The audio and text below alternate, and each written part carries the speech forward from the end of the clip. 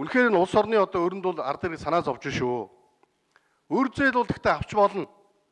Бид нар урт хугацаатай юм, хүү багтай юм гээд баахан зээл авдаг. Харамсалтай нь авж байгаа зээлийн өртөг нь асар өндөр.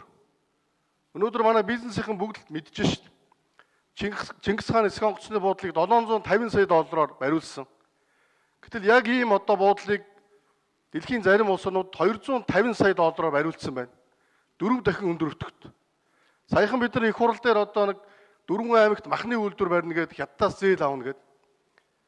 Хоногт мянган бог нядлах хүчин чадалтай яг тийм үйлдвэр өнөөдөр зах зээлийн ханшаар нэг 10 орчим тэрмээр барьж байхад хятадын зээлээр бид нар нэг үйлдвэрийн 60 тэрмээр барих зээл авах сууж байгаа байхгүй. Тэгэхээр зэрэг зээл авахдаа бид нар зээлээ өөрөө удирддаг ийм зээл авахгүй бол гаднаас зээл авна гэдэг тэр зээл нь өөрөө гадныхан удирддаг тухайн орны компани заавал тэрийг авдаг. Тэр нь өөрөө дотоодын төсөвт өртгөөр 5 дахин өндөр өртөгтэй ийм зээл аваад байх юм бол энэ улс орн чинь яаж явах юм бэ?